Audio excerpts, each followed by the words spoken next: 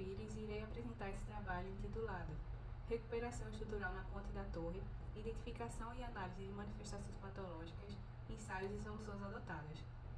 Esse trabalho é produto de pesquisa de dissertação desenvolvida no Programa de Pós-Graduação de Engenharia Civil da Universidade de Pernambuco e foi elaborado juntamente com os autores Ayrton da Silva, João Batista de Almeida, Tamires Torres e sob a orientação da professora Eliana Monteiro. Este trabalho apresenta as principais manifestações patológicas identificadas na Ponte da Torre, os ensaios destrutivos e não destrutivos realizados para diagnósticos assertivos que comprovam o comprometimento estrutural e os métodos adotados para a recuperação desta obra de arte especial. A Ponte da Torre constitui um grupo de pontes com alta relevância arquitetônica e viária para a cidade do Recife, atendendo às solicitações de tráfego da zona norte da capital pernambucana. Reconhecendo sua relevância, é evidente a necessidade de preservar essa obra de arte especial para as futuras gerações, incorporando os princípios de conservação, recuperação, restauração e, mais recentemente, sustentabilidade. Através da realização desse estudo, pode-se ter conhecimento dos procedimentos e métodos que auxiliam e embasam soluções sustentáveis adotadas para promover a segurança e a durabilidade da ponte. O conteúdo dessa pesquisa se insere na prática e execução de projetos, intervenções e requalificações na cidade contemporânea, e tem como objeto de estudo uma obra de arte especial. Essa ponte fez parte do projeto de intervenção urbana que integraram o Plano de Desenvolvimento do Estado de Pernambuco no início da década de 20. Está localizada sobre o rio Capibaribe e interliga os bairros das Graças e Torre, e é um dos principais acessos ao bairro que recebe o mesmo nome, o bairro da Torre, na zona norte do Recife. O rio Capibaribe passa por áreas densamente povoadas e capta parte do esgoto sanitário da cidade, um fato relevante para a compreensão dos danos encontrados na ponte, pois a classe de agressividade ambiental em que está inserida atua diretamente sobre sua estrutura em concreto armado. De acordo com a NBR 6118 de 2023, a ponte em estudo é classificada como classe de agressividade ambiental 3. Apesar disto, a consequência do grave estado de deterioração que iremos observar no decorrer da apresentação está relacionada diretamente com a ausência de vistorias e manutenções corretivas periódicas. Deste modo, torna-se categórico não apenas conservar a aparência da Ponte da Torre, mas também garantir a integridade de todos os seus elementos, reconhecendo-a como um produto único. Isso implica em adotar soluções que atendam aos critérios de desenvolvimento sustentável, seguindo os pilares fundamentais do tripé: ambiente, economia e sociedade. Do ponto ambiental, reconhece-se que a preservação é uma ferramenta crucial para mitigar os impactos decorrentes de futuras operações na ponte, evitando intervenções massivas de reforma, restauração e reabilitação. Para isso, é imprescindível adotar os processos de manutenção e conservação que prolonguem efetivamente a vida útil da estrutura e garantam sua integridade ao longo do tempo. Do ponto de vista econômico, compreende-se que a escassez de recursos e a falta de investimentos em manutenção representam obstáculos significativos para a preservação. Logo, um programa de manutenção preventiva demonstra-se economicamente mais vantajoso, em comparação às operações de manutenção corretiva, prevenindo custos elevados e garantindo a sustentabilidade financeira em longo prazo. Sob o aspecto social, destaca-se que a preservação da infraestrutura da Ponte da Torre contribui diretamente para o desenvolvimento da sociedade, promovendo qualidade de vida e valorização do patrimônio. Além disso, a preservação da ponte fortalece os laços comunitários e enriquece o tecido social da cidade, consolidando-a como um espaço que valoriza sua história e seu legado cultural.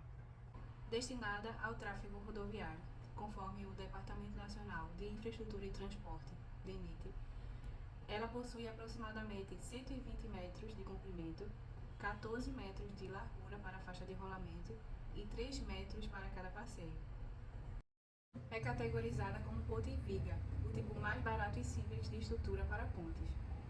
Sua estrutura é composta por plataforma, vigas e pilares, que representam a superestrutura, mesoestrutura e infraestrutura. A imagem representa o corte longitudinal e exibe, além de seu eixo curvo com relação à horizontal, o tabuleiro, as duas travessas leste e oeste e os seus tubulões, 3 em cada travessa. O objetivo deste trabalho foi identificar as manifestações patológicas e descrever o processo de recuperação estrutural na Ponte da Torre, em Recife. A metodologia foi realizada com coleta de dados inicialmente em 2018 com imagens do estado de deterioração da estrutura e em 2020 foram obtidos dados técnicos junto com a própria equipe de engenharia e administração da obra, fornecendo desenhos de detalhes construtivos, procedimentos e resultados de ensaios. Foram realizadas também visitas ao local e registros fotográficos da obra de execução de recuperação estrutural. No ano de 2018, foi documentado pela mídia local o preocupante grau de deterioração na estrutura desta e outras pontes da cidade. A mesoestrutura constitui os pilares da ponte, que sustentam toda a superestrutura e transferem as cargas para a infraestrutura. Essa área está diretamente exposta à variação de maré, que está relacionada ao alto risco de deterioração da estrutura. As imagens mostram fissuras, corrosão do aço e desplazamento do concreto devido à perda de aderência entre o aço e o concreto na progressão do processo corrosivo. A armadura é protegida pelo cobrimento, que atua como uma barreira física contra a entrada de agentes externos. Ao longo do tempo, essa proteção diminui, e esse processo é conhecido como despassivação da armadura. Esse fenômeno pode ocorrer de duas formas: através da carbonatação do concreto, processo que é intensificado nas áreas urbanas devido à alta concentração de gás carbônico, e pela ação de ataques de cloreto. Com a perda dessa proteção, o aço se torna suscetível à corrosão. A corrosão do aço no concreto é classificada em fatores internos e externos. Os fatores externos são pertinentes aos parâmetros de qualidade do concreto, como o teor de cimento, aditivos, qualidades e quantidade de água utilizada, agregados e a composição e estrutura do aço. Já os fatores internos são os ambientais no nível do aço dentro do concreto, como oxigênio, umidade relativa, temperatura, carbonatação, poluentes gasosos, ácidos e íons. A corrosão do aço se dá a partir da redução do pH, que pode ser em consequência de tais fatores.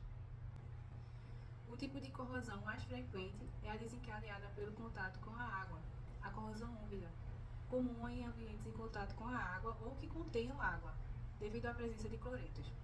A corrosão úmida é a principal manifestação patológica que contribui para a redução da durabilidade e capacidade de suporte dos reforços na estrutura de concreto. Também foi observado nas travessas e na laje inferior do tabuleiro a presença de manchas brancas.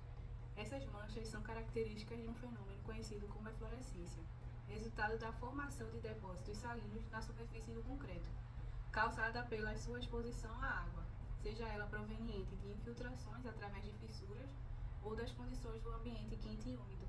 Nesse caso, os sais que compõem esses depósitos foram tão agressivos ao ponto de causar uma degradação profunda no material. Para diagnosticar causas e extensões dos danos das manifestações patológicas identificadas, foram realizados nos tubulões da obra de arte especial procedimentos de ensaios como extração de testemunhos, resistência à compressão, perfil de cloreto, bacometria, potencial de corrosão, resistividade elétrica superficial e carbonatação. Os resultados foram alcançados por análises através de softwares recomendados para cada equipamento de avaliação. Para auxiliar a interpretação dos resultados, foram utilizadas ferramentas do pacote Office. A extração de testemunhas foi o método inicial de ensaio cujo se retirou uma amostra de um tubulão de cada lado.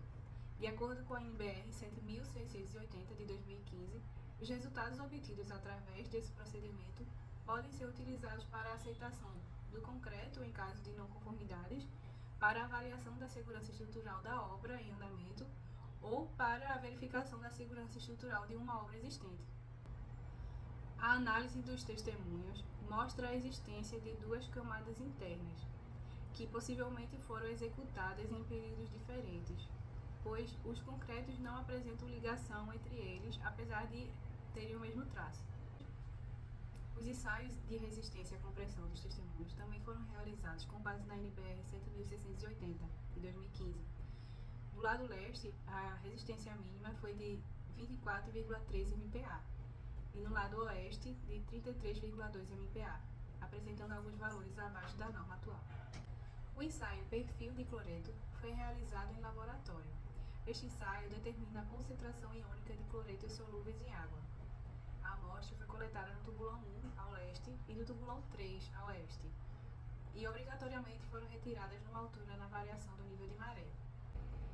Os resultados da pesquisa indicam que ambos apresentam teor de cloreto acima do limite, e os valores de profundidade de carbonatação, apesar de não terem atingido a armadura, mostra que, em alguns locais, a vida útil remanescente seria de apenas 25 anos. O teor de cloreto mínimo, a uma profundidade de 5 cm aferido no ensaio, foi a parte interna do tubulão leste, com 1,56% em relação à massa de cimento. No entanto, 2,88% do teor máximo, nas mesmas condições de profundidade, foi na parte externa do tubulão oeste. O ensaio de carbonatação identifica a possibilidade de corrosão da armadura e foi realizado apenas nos 3 tubulões do lado leste, a face interna e externa. Esse é um método parcialmente destrutivo e baixo custo, sendo necessário apenas um borrifador preenchido com a solução resultante de uma mistura de fenolftaleína e etanol. Quando em contato com o meio, em pH ácido, se mantém incolor, e em pH básico, o alcalino, resulta em coloração rósea. De acordo com a profundidade do ensaio e o cobrimento observado, foi estimada a despassivação e o tempo remanescente das armaduras, e em relação a estes pontos, a face externa do tubulão 2 é a mais crítica. Também foi realizado o procedimento de papometria nos tubulões, um método não destrutivo e não invasivo, que se baseia nos princípios do eletromagnetismo para a identificação da localização da armadura e seu diâmetro, também para verificar se a espessura do comprimento do concreto está de acordo com a NBR 6118 de 2023. Com a adequada rastreabilidade das armaduras, se pôde realizar o ensaio de potencial de corrosão dos 6 tubulões. As leituras foram realizadas na altura mais baixa permitida pela variação da maré, elegendo também as áreas com menor perda de concreto nas regiões de corrosão. Esta medição é um teste não destrutivo, rápido e abrangente, e foi utilizado um método de meia célula para determinar, através da superfície do concreto, as características da corrosão do aço presente na estrutura. Estas são duas das leituras do software comparando o tubulão 1 de ambos os lados, representando de forma geral os dados apurados. A sondagem estabelecida pela leitura do equipamento e traduzida por seu software constatou que a armadura presente nos tubulões do lado oeste possui um potencial de corrosão elevado nos 3 elementos, em relação aos outros 3 do lado leste.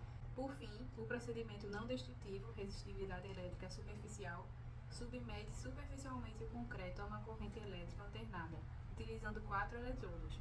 Foi utilizado em 2 pontos de cada tubulão, sendo feitas 5 leituras em cada ponto. O resultado do ensaio de resistividade elétrica superficial reforça que o lado oeste possui uma resistividade do concreto com alto risco de corrosão. Entretanto, no lado leste, apresentou valores de risco moderado. Após a análise dos resultados, os serviços de recuperação estrutural e reforço nos tubulões, travessas e tabuleiros foram realizados. Dentre as soluções adotadas estão limpeza com remoção das manchas existentes, pintura de proteção, substituição dos aparelhos de apoio, reposição dos drenos na laje do passeio e da junta de dilatação entre a estrutura e o acesso. O reforço estrutural dos tubulões ocorreu primeiramente com o apicoamento, isto é, o processo de perfuração ou corte de uma camada de concreto para remover o material danificado. Em seguida, realizou-se a pintura de proteção, a fim de proteger a estrutura de concreto contra danos causados pelo ambiente externo, como umidade e poluentes atmosféricos, e assim prolongar a vida útil delas. Posteriormente, efetuou-se a instalação da nova ferragem, hidrotejamento, aplicação de grout e encamisamento de 15 cm. Na execução dos serviços abaixo do nível da água, foi fundamental a contenção temporária da passagem de água através de ensecadeiras. Para o tabuleiro, a solução diferenciou-se apenas na espessura do concreto projetado com finalidade para recobrimento, que foi de 7 cm. A recuperação da laje do passeio também foi considerada uma medida preventiva. Foi realizada a reposição de drenos na junta de dilatação entre a estrutura principal e o acesso adjacente. Essa medida teve como objetivo melhorar o escoamento de água superficial e reduzir o acúmulo de umidade nas áreas vulneráveis, prevenindo assim a corrosão e outros danos decorrentes da exposição prolongada à umidade. Conclui-se que a ponte da torre enfrentou uma série de problemas estruturais devido a uma longa ausência de manutenção. Tais danos causados pelas manifestações patológicas comprometiam tanto sua estética quanto a durabilidade e resistência do concreto. A utilização dos métodos e técnicas científicas específicas para avaliação das condições estruturais utilizadas permitiu fundamentação para a intervenção assertiva. Os diagnósticos obtidos ajudaram a determinar a real situação da fonte, garantindo a eficácia e a durabilidade das soluções adotadas, destinadas à preservação e conservação deste importante patrimônio. Neste sentido, pensando em futuras intervenções e a fim de promover a integridade estrutural da ponte, são recomendadas inspeções regulares, principalmente avaliando a impermeabilização e a vida útil dos sistemas de apoio, acompanhadas de limpeza e remoção de detritos e monitoramento ambiental, que podem ser feitos através de sensores. Ao considerar a sustentabilidade nas intervenções urbanas contemporâneas, fica clara a importância de priorizar métodos que causem o menor impacto possível, seja ele ambiental ou social, e que, ao mesmo tempo, resultem em menor custo de recuperação. Estas são as referências utilizadas para a elaboração do trabalho. Muito obrigada pela atenção. Espero que tenham gostado do estudo apresentado, que tem como objetivo a discussão teórica e prática sobre o planejamento e gestão da cidade contemporânea.